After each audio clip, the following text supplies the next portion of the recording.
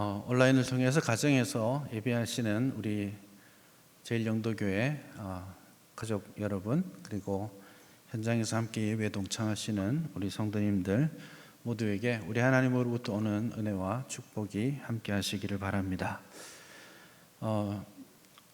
오늘 느헤미야 부흥을 경험하라, 이런 제목의 말씀을 준비했는데요, 주전 515년 성전이 완공된 해입니다. 538년 혹은 39년에 돌아왔는데, 그리고 나서 한참이 지난 이후에 제2성전이 완성되었습니다. 겨우 완성했습니다. 포기했다가 이 학계, 스가랴 이런 사람들의 예언 활동들을 통해서 완성이 되었죠.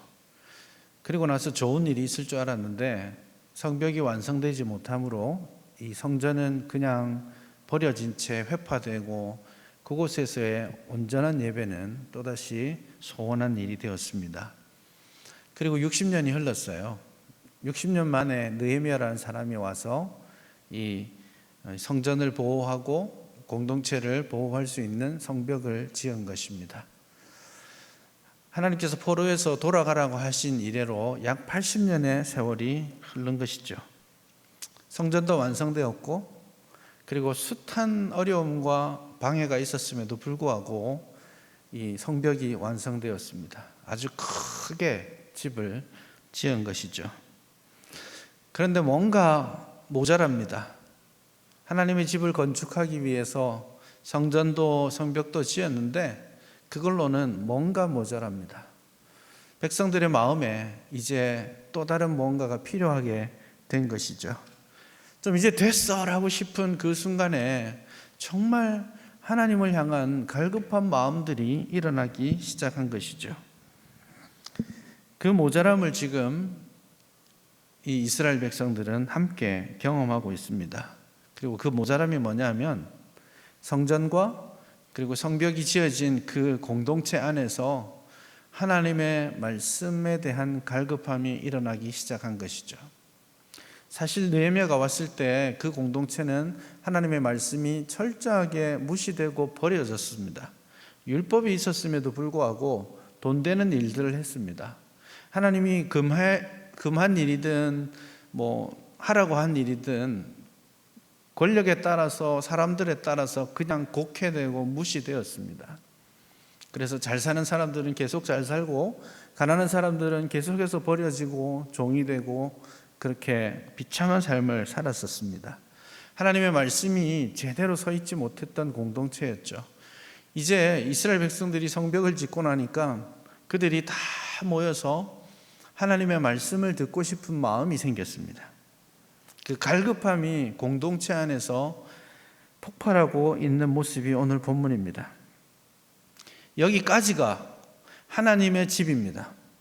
에스라서와 느헤미야서가 하나님의 집을 건축하라는 핵심 메시지를 함께 전하고 있는데, 하나님의 집을 건축하라는 말을 들었을 때에 성전을 지으면 하나님의 집을 지었구나라고 생각할 수 있겠지만, 이 에스라서와 느헤미야서는 아니야, 하나님의 말씀의 집이 성도들의 마음에 공동체 안에 세워질 때, 그때가 바로 하나님의 집이 세워지는 때라고 말씀하는 것이죠.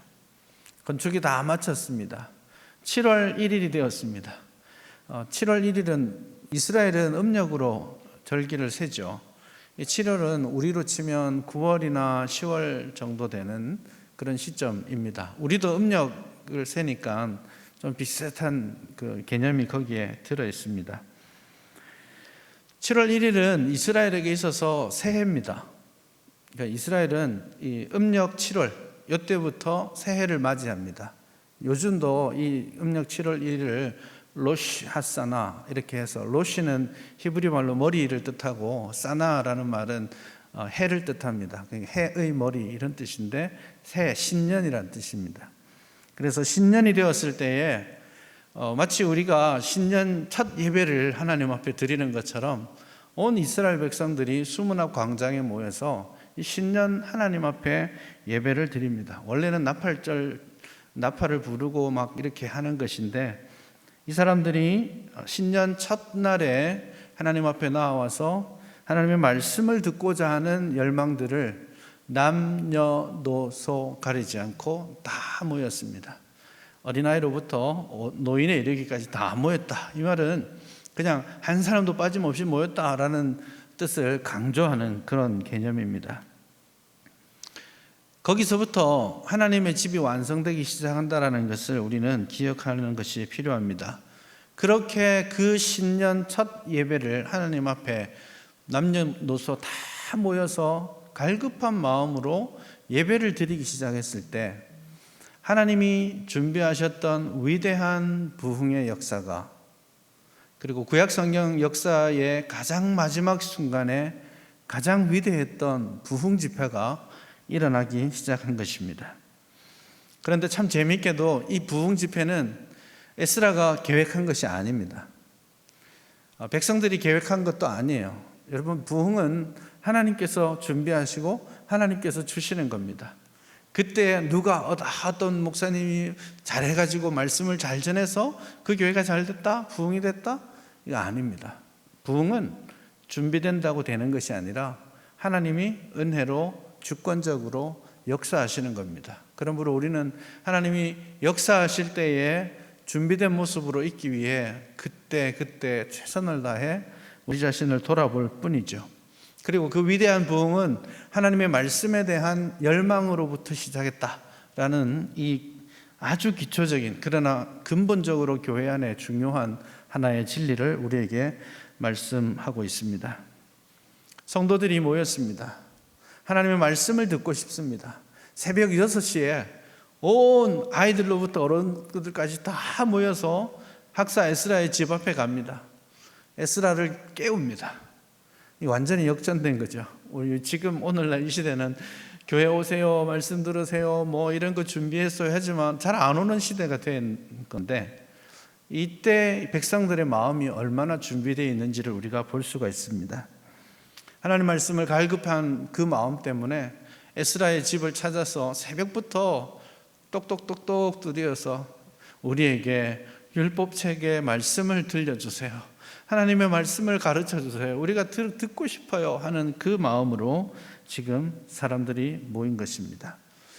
여러분, 이 시대도 하나님의 말씀은 살아있고 역사합니다. 여러분, 이 사실을 믿으시죠? 이것은 영원하신 하나님의 말씀이에요. 2000년 전이나 3000년 전이나 지금이나 1000년 후나 2000년 후나 똑같이 살아 역사하시는 하나님의 말씀이에요. 이 말씀으로 과거에 부흥이 있었다면 오늘도 있을 수 있고 내일도 또 미래에도 당연히 있을 수 있습니다. 왜냐하면 진정한 부흥은 하나님의 말씀이 깨우쳐지는 데서부터 시작하고 그 말씀에 순종함으로써 완성되기 때문입니다. 이 시대에 부흥이 웬 말입니까? 요즘 부흥 이야기하자고 말하기 조심스러운 시대가 아닙니까? 젊은 사람들이 교회를 빠져나가고 있습니다. 주일학교 문 닫은 데가 태반입니다. 절반 이상이 주일학교가 없는 교회라고 들었습니다. 저는 사실 부흥 세대라고 볼 수 있겠습니다. 일반적인 의미에서의 부흥 세대입니다. 80년대 경배와 찬양 그 붐이 일어서 그 많은 젊은이들이 하나님을 간절히 찾는데 그때 신앙생활을 했었고, 제가 어릴 적에 장년들의 숫자보다 어린이의 숫자가 더 많았던 게 있었습니다. 그리고 그 아이들의 문화를 주일학교와 교회학교가 사회의 문화를 선도해 나갔던 시절입니다. 70년대, 80년대 넘어오면서 그렇게 했죠. 90년대 오면서 소위 말하는 제자훈련에 헌신하면서 교회들이, 청년들이 많은 준비들을 하고 실질적으로 폭발적인 성장을 이루었던 시대입니다. 지금은 그런 시대가 아니죠. 그래서 더 이상 부흥에 대한 열망은 있지만 부흥할 수 있다, 해야 된다라는 말을 참 조심스럽게 하는 시대입니다. 이제 열심히 해도 모자랄 판인데 전체적으로 보면 열심도 좀 떨어져 있습니다. 교회는 이제 변화보다는 안주하고 그냥 머물러 있기를 원하는 그런 분위기가 많습니다. 그러니 앞으로 뛰어도 안 될 판인데 제자리 걸음하고 있는 교회들이 많기 때문에 사실 부흥이라는 것이 이제는 낯선 이야기인 것 같습니다. 그냥 현상 유지만 해도 그게 어디야? 이런 생각이 들 수도 있겠습니다. 그럼에도 불구하고 저는 이 시대에도 여전히 하나님은 부흥을 기대하고 원하신다라고 생각합니다. 적어도 이 부흥이라는 것이 덩치의 문제, 숫자의 문제가 아니라는 데 기본 전제를 가지고 있습니다. 사실 제가 말씀드렸던 그 폭발적인 부흥, 소위 부흥의 시대를 지나왔다고 말씀드렸는데 지금은 좀 평가가 필요한 시대입니다.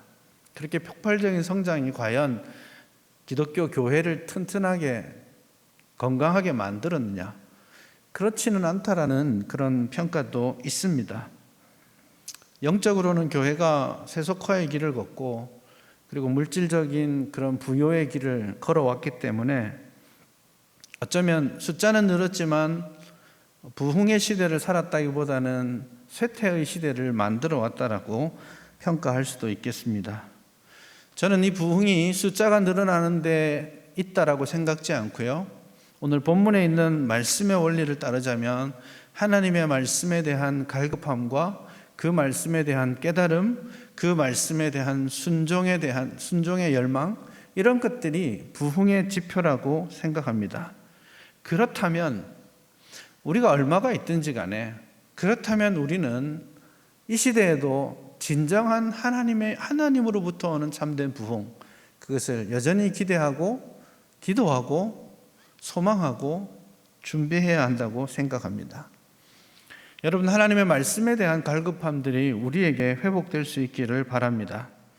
그냥 시편 기자가 말하는 것처럼 마치 사슴이 시냇물을 찾아서 갈급함 같이, 이 갈급함이라고 말했는데 정확한 표현으로 쓰자면 사슴이 시냇물을 찾아 헐떡거림과 같이, 그렇게 물을 찾아서 산 비탈로 뛰어내려오면서 헐떡헐떡거리면서 물을 찾아 내려오는 그 사슴의 모습과 같이 우리가 하나님의 말씀을 듣고자 깨닫고자 그 말씀대로 살아보고자 그런 헐떡거리는 영적인 갈급함, 몸부림, 이런 것들이 우리 안에 회복될 수 있기를 바랍니다. 여러분, 하나님 말씀을 듣고 오늘 본문에 나와 있는 반응처럼 말씀에 대한 깨달음 때문에 기뻐서 웃고 말씀에 대한 깨달음, 죄에 대한 깨달음으로 인하여서 가슴을 치며 통곡하며 우는 모습이 우리 안에 다시 회복될 수 있기를 바랍니다. 공동체가 함께 하나님의 말씀을 귀하게 여기고 그 말씀의 방향을 따라서 그 말씀의 운전대를 따라서 한번 살아내보고자 몸부림치는 그런 공동체가 될 때 하나님은 우리 공동체를 통해서 오늘 이 시대에도 진정한 부흥을 우리에게 허락하실 줄 믿습니다. 감히 참된 부흥을 위해 기도하고 있다라고 말씀드리고 싶습니다. 여러분도 다 같이 우리 교회가 정말 말씀으로 바로 서 있는 부흥 공동체가 되도록 기도해 주시기를 바랍니다. 그 말씀의 놀라운 깨달음들이 우리 교회 안에, 공동체 안에, 소그룹 안에, 기관 안에 항상 나타날 수 있기를 바랍니다. 그 부흥의 능력과 역사를 다시 한번 우리가 경험할 수 있기를 간절히 바랍니다. 그것이 우리가 계속해서 기도해야 될 기도의 제목인 줄 압니다. 또한 한 걸음 더 나아가서 말씀에 대한 깨달음이 우리의 삶을 특정 지어주고 변화시켜가는 그런 변화의 그 말씀 앞에 자기 자신을 비추고 변화시키는 그런 변화가 우리 안에 계속해서 일어날 수 있기를 바랍니다. 말씀에 대한 깨달음으로부터 시작한 그 부흥이 삶 속에 성숙한 삶의 변화로 이어질 때 건강한 공동체, 건강한 부흥 공동체가 일어날 수 있는 것입니다. 오늘 본문을 보니 백성들은 새벽부터 일어나서 에스라를 통해 하나님의 말씀을 듣고자 하고 있습니다. 오늘 감히 한번 질문 드려보고 싶습니다.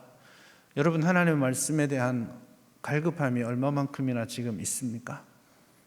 하나님의 말씀을 간절히 읽고 묵상하고 그 말씀대로 살아내고자 하는 그 열정들이 지금 여러분의 가슴 속에 여전히 있으십니까? 헐떡거리는 그 사슴의 헐떡거림처럼 하나님의 말씀에 대한 헐떡거림이 있습니까? 통계는 그렇지 않습니다.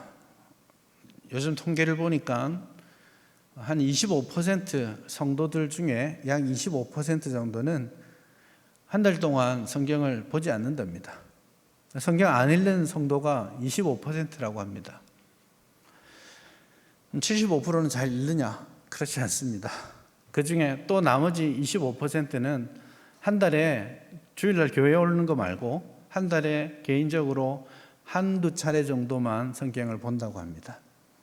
그러니까 통계로 치면 이 땅에 있는 성도들의 50%는 한 달에 한두 번 성경 이렇게 뒤적뒤적 한다는 겁니다. 말씀에 대한 갈급함이 정말 있는가요? 진정한 부흥을 원하신다면 우리가 하나님의 말씀에 우리 자신을 세우는 모습을 회복해야 합니다. 오늘 저와 여러분들이 이 하나님의 말씀에 대한 간절함을 회복할 수 있기를 바랍니다. 그래요. 지금부터 시작해서라도 이제 성경을 좀 읽어봅시다. 이 말씀이 하나님의 말씀이라고 우리가 인정한다면, 이 말씀이 우리의 삶을 이끌어갈 수 있다라고 우리의 신앙과 삶의 유일한 표준이라고 최소한 아멘 인정하신다면 이제 그 말씀을 좀 집어들고 읽어야 합니다. 그 말씀의 뜻이 무엇인가 묵상하고 공부하셔야만 합니다. 오늘 이 백성들 새벽에 에스라의 집 문을 두드리고 그리고 정오까지 약 6시간을 하나님의 말씀을 듣습니다. 공적으로 에스라가 선포하고 레위인들과 지도자들이 또 그 말씀을 소그룹으로 전달해주고 깨닫고 합니다. 그렇게 말씀에 집중하는 시간이 6시간이나 진행됩니다. 사실 이 말씀의 이 첫 번째 7월 1일 이 말씀 집회로부터 이 지금 8장의 전체 이야기는 7월 한 21일까지 가는 이야기입니다. 3주 정도 계속해서 말씀을 읽고 또 배우고 그대로 한번 살아내기 위해서 산으로 들러가고 형제들을 돌아보고 그렇게 공동체가 완전히 뒤집어지는 그런 역사가 있는 것이죠. 저는 지금 서서 설교를 하고 여러분은 앉아서 말씀을 듣죠. 근데 지금 사실은 지금 에스라의 이 집회는 에스라가 이 말씀을 읽기 위해서 다 펼치니까 온 성도들이 다 그 자리에서 일어나서 하나님의 말씀을 듣습니다. 6시간 동안 서서 말씀을 사모하고 듣는 모습을 상상해 보십시오. 마이크가 있었겠습니까? 환경이 좋았겠습니까? 사실은 그런 게 문제가 되는 게 아니에요. 그리고 이걸 이제 돌아온 공동체는 실질적인 어려움들도 있었습니다. 이미 약 70여 년을 살다가 왔고 그 이후에 또 돌아왔기 때문에 사실은 1세대와 2세대, 3세대 사이에 언어의 장벽들도 있었습니다. 이스라엘처럼 그 어르신들처럼 그냥 히브리어를 쓰는 사람들만 있는 것이 아니라 또 다른 데 가서 살다가 온 이 젊은 어린 아이들은 마치 유학 가가지고 미국 유학 가서 아이들이 영어 막 잘하고 부모님들은 한국말만 하고 그래서 언어의 장벽이 가정 안에서도 일어나는 것처럼 이 시대의 사람들은 히브리어들을 잘 몰랐습니다. 이 아이들은 오히려 아람어를 하고 주변의 나라 언어들을 배워가고 그래서 말이 안 통하는 그런 안타까운 모습들도 사실 있었습니다. 그래서 히브리어가 이 당시에 아람어로 번역되기 시작한 겁니다. 그래서 우리가 사본으로서 가지고 있는 아람어 역본들이 그런 시대적인 환경, 분위기를 반영하는 것이죠. 말도 제대로 못 알아듣는 사람들 많이 있고요. 이렇게 좋은 마이크도 없고 좋은 환경도 아니었지만 모두가 하나님의 말씀을 듣고자 하는 그 열망을 가지고 있었기 때문에 환경이 아니라 시스템이 아니라 어떤 조직이 잘 갖춰져 있기 때문이 아니라 건물이 잘 돼 있기 때문이 아니라 사람의 마음을 움직이는 하나님의 말씀이 살아서 역사하시니까 그게 바로 진정한 부흥이 일어나는 것입니다. 오늘 우리 말씀 들을 수 있는 환경도 좋고 자리도 잘 마련되어 있고 모든 시스템들이 다 되어 있지만 말씀 잘 듣지 않습니다. 한 30분, 40분 설교하면 막 조미 쏘시기 시작합니다. 통계를 보니까 성도님들은 한 30초에서 1분 안에 설교를 들을지 안 들을지 마음의 결정을 한답니다. 그리고 꽤 많은 성도님들은 주보를 읽기 시작하고 주보의 오자를 찾아내기 시작하고 주보의 낙서를 시작한다고 합니다. 하나님 말씀에 대한 갈급함이 없이 갖춰져 있는 시스템이 교회를 교회되게 하는 것이 아니라는 것이죠.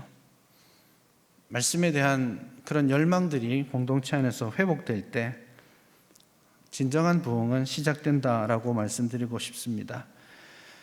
언제 여러분 말씀 때문에 우셨습니까? 언제 말씀 읽다가 너무 좋아가지고 그 상쾌한 가슴을 열어본 적이 있으십니까? 눈물 흘리다가 좀 옆에 도서관에서 눈물 흘리고 성경 읽다가 고개 못 들고 막 눈이 빨개진 거 신경 쓰느라고 그렇게 죽치고 앉아 있었던 적이 있습니까? 이 말씀에 대한 이런 갈급함이, 사모함이 회복되어야 됩니다. 그게 시작입니다. 그게 시작입니다. 그게 교회를 교회되게 하는 것이고 그게 성도를 성도되게 하는 것입니다. 여러분, 저희가 강아지를 키우진 않지만 강아지에게 뼈다귀를 제가 들은 이야기입니다. 강아지 키우는 분에게 들은 이야기입니다. 강아지에게 뼈다귀를 주면 강아지가 이 녀석을 가지고 숨겨놨다가 막 꺼내가지고 이렇게 빨고 저렇게 빨고 밤새 이걸 그냥 해서 이 뼈다귀가 다 없어질 때까지 그걸 가지고 놀며 먹고 한다고 하더라고요. 맞습니까? 강아지 키우시는 분들 그렇다고 하더라고요. 하나님 말씀을 보았을 때 그 강아지가 이 뼈다귀 하나 가지고 흥분된 마음으로 이렇게도 보고 저렇게도 보고 이게 숨겨놓고 혼자 보고 있는 그 마음, 그런 마음들이 우리에게 회복될 수 있었으면 좋겠습니다. 말씀에 대한 터전들을 잘 마련하는 교회가 되기를 저는 사모하고 있고요. 또 많은 성도님들이 이 부분에 있어서 함께 헌신할 수 있기를 간절히 원하고 기다리고 있습니다. 그런 말씀 공동체, 건강한 부흥 공동체 함께 만들어갈 수 있기를 바랍니다. 또한 이 부흥의 두 번째 원동력은 말씀에 대한 인격적, 감정적 변화, 반응이라고 말할 수 있습니다. 하나님의 말씀을 듣고 많은 사람들이 오늘은 목사님 컨디션이 안 좋나 봐. 괜찮네. 오늘 말이 좋네. 이렇게 하고 넘어가는 게 아니라 하나님 말씀을 들었을 때 가슴으로 반응할 수 있어야 됩니다. 그래서 가슴으로 웃기도 하고 가슴으로 울기도 하고 때로는 좋아서 감사해서 눈물을 흘리기도 하고 때로는 죄악 때문에 가슴을 치며 통곡하기도 하는 것입니다. 오늘 이상한 부흥회가 있습니다. 수문앞 광장에서 6시간 동안 하나님 말씀을 가르쳤을 때에 백성들의 마음이 막 격동되기 시작합니다. 그 말씀 때문에 그 말씀을 깨닫고 나서 9절을 보면 8절 말미에 보면 그 낭독하는 것을 다 깨닫게 하니 백성이 율법의 말씀을 듣고 다 우는지라. 성도들이 막 설교하는데 울고 이러면 와 은혜가 됐구나 하고 막 계속 울도록 이렇게 소위 조작하려는 그런 사람들도 있지만 오늘 느헤미야와 에스라는 우는 사람들을 붙잡고 울지마, 지금은 이렇게 울고 있을 때가 아니야. 하나님을 기뻐하고 하나님 만나서 즐겁게 하나님 앞에 반응해야 돼. 근심하지 말고 여호와를 기뻐하라. 여호와를 기뻐하는 것이 우리의 힘이 아니냐. 그렇게 권면하는 지경에까지 이르고 있습니다. 말씀이 회복되면 우리의 감정선이 회복되고 우리의 감정선이 회복되면 또한 우리의 인격적 삶이 회복되게 됩니다. 그래서 백성들은 지금 울기 시작했고 말씀을 깨달음으로써 울고 그 말씀으로 말미암아서 이제 정신을 차리고 자신의 삶을 돌아보기 시작합니다. 그래서 12절을 보면 모든 백성이 곧 가서 먹고 마시며 나누어 주고 크게 즐거워한다. 그렇게 말합니다. 가지고 온 음식들을 나누어 먹습니다. 내 호주머니를 이렇게 채워가는 게 아니라 모든 사람들이 다 같이 먹을 수 있도록. 여러분, 이거 얼마 전까지 있지 않았던 일이지 않습니까? 우리가 4장, 5장, 6장을 볼 때에 그 이스라엘 공동체 안에 심지어는 이 이웃의 고리업을 하고, 그래서 이 이웃의 아이들이 노예로 팔려가는 것을 눈 감고 돈을 착취하던 그런 공동체가 아니었습니까? 그런 공동체가 이제 하나님의 말씀을 듣고 말씀에 대한 깨달음과 하나님 앞에 감정적 이 반응을 보이고 나서는 함께 먹고 마시고 함께 즐거워하는 법들을 배워가는 것입니다.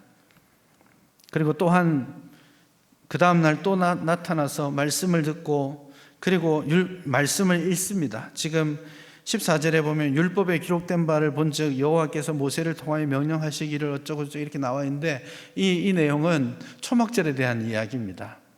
지금 나팔을 불고 새해가 시작되었고, 그리고 초막절은 그리고 나서 15일이 지나는 15일째부터거든요.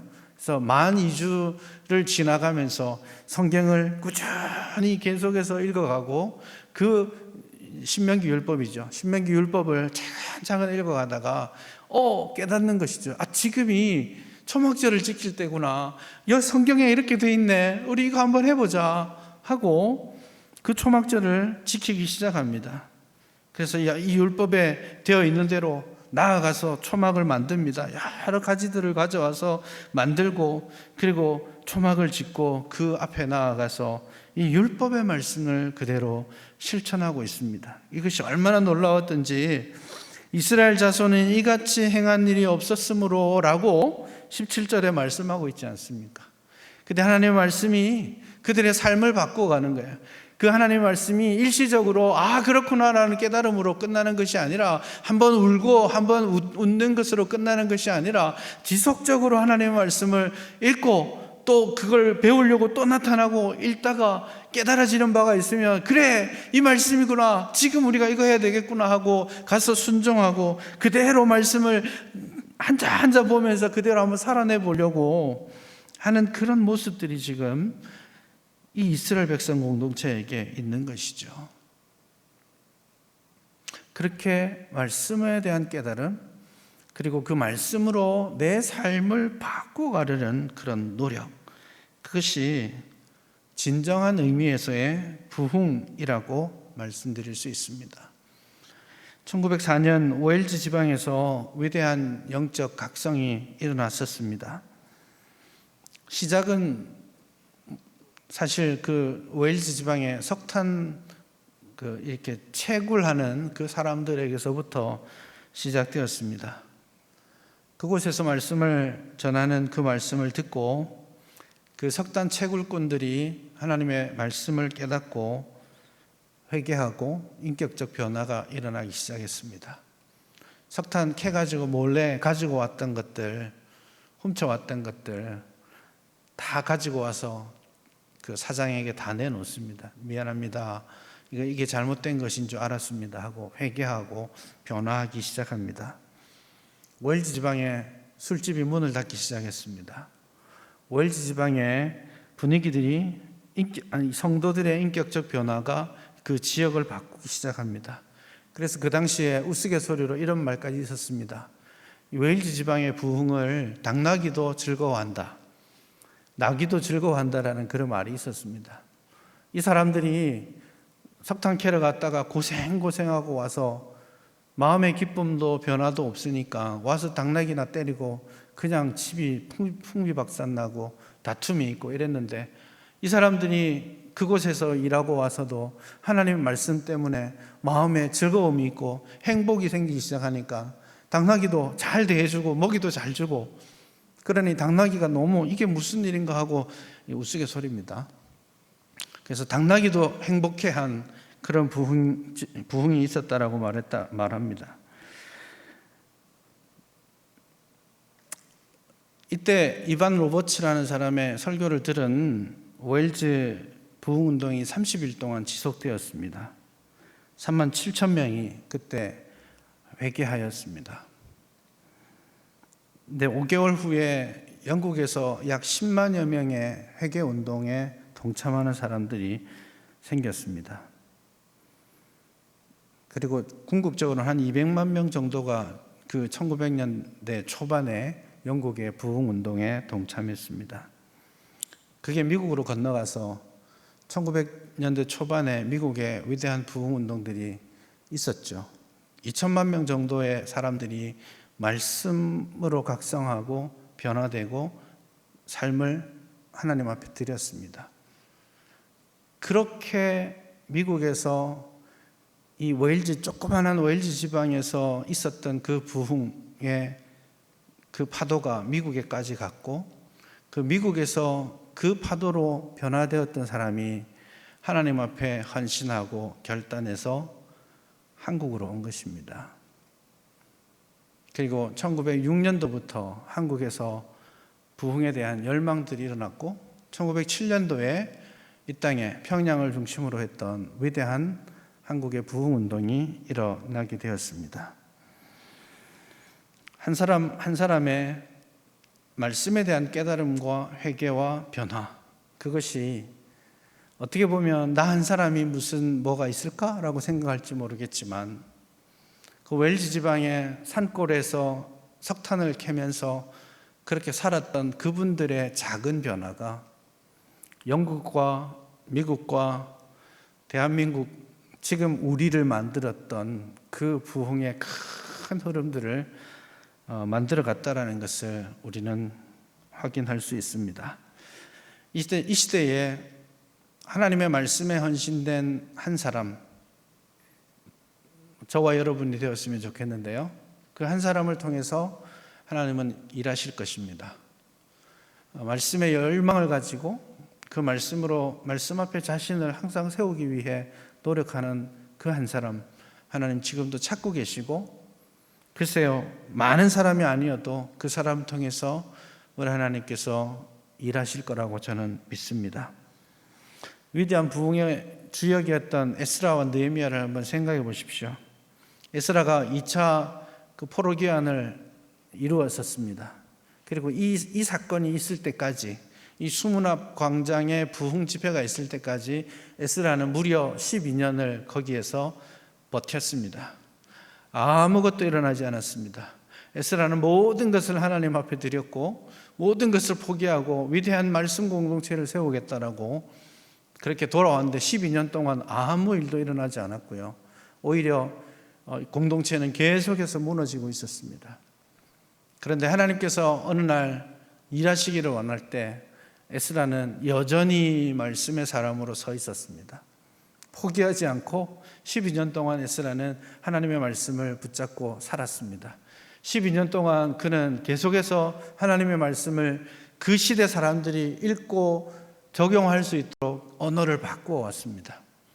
여러분, 창세기의 언어와 에스라, 느헤미야, 말라기의 언어가 똑같습니다.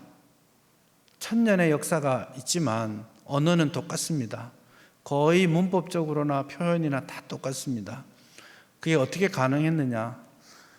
거의 대부분의 사람들은 이 일을 에스라가 했다라고 생각하고 있습니다. 에스라는 아무도 주목하지 않는 그때에 하나님의 말씀에 헌신되었고, 그 말씀을 전달하기 위해서 옛날 말로 되었던 그 많은 표현들을 계속해서 그 시대 사람들의 언어와 문법에 맞게 변화시켜 왔습니다. 그 일을 10년이고 20년이고 죽을 때까지 그는 한 것이죠. 우리 훈민정음 생각해 보십시오. 완전히 다르잖아요. 모르면 나라 말씀이 뒷국에 달아 어린 백성이 니르고저 홀빼 있어도 이걸 제가 왜 배우고 있죠?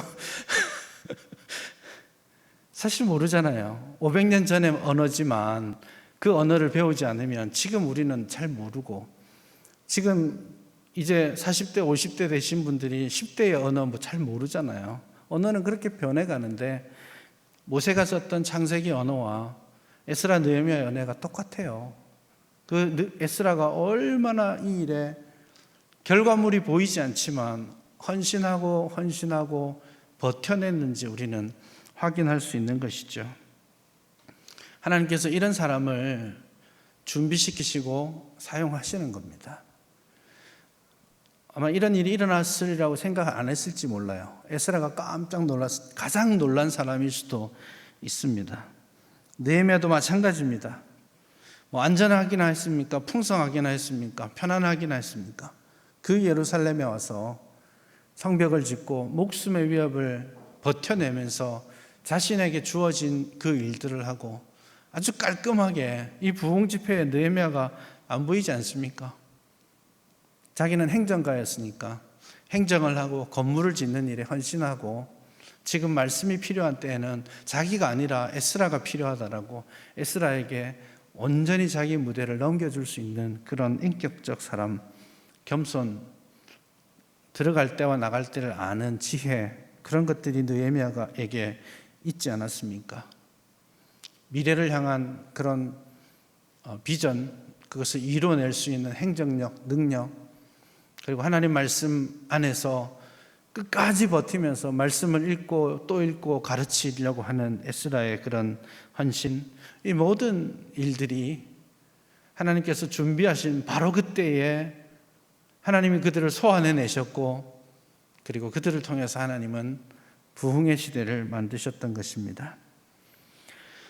오늘 저와 여러분들이 그렇게 준비될 수 있기를 바랍니다. 우리가 죽도록 준비해도 하나님이 쓰시자 하던 시대를 못 만날 수도 있습니다.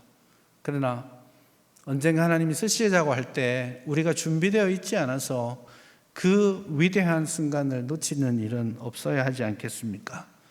오늘 저와 여러분들의 마음속에 하나님의 말씀에 대한 간절한 열망과 갈급함이 먼저 회복될 수 있기를 바랍니다. 그리고 그 말씀으로 우리의 가슴을 치며 울기도 하고 웃기도 하고 통곡하기도 하고 춤추며 즐거워하는 저와 여러분 되었으면 좋겠습니다. 그리고 그 말씀을 하나하나 꼭꼭 씹어 먹으면서 그 말씀에 기록된 그 하나하나를 다 지켜 행하기 위해서 노력하는 저와 여러분 되었으면 좋겠습니다. 그렇게 말씀으로의 변화, 말씀을 따른 인격의 변화, 삶의 변화, 이것이 우리가 추구하고 꿈꿔야 될 진정한 부흥 공동체의 본질인 것을 기억하시기를 바랍니다. 하나님께서 우리에게 오셔서 역사하시기를 기도하고, 또 우리를 통하여서 우리의 교회를, 우리의 가정을, 이 세상을 변화시켜가는 하나님의 역사를 이루어가는 저와 여러분 될 수 있기를 간절히 바랍니다.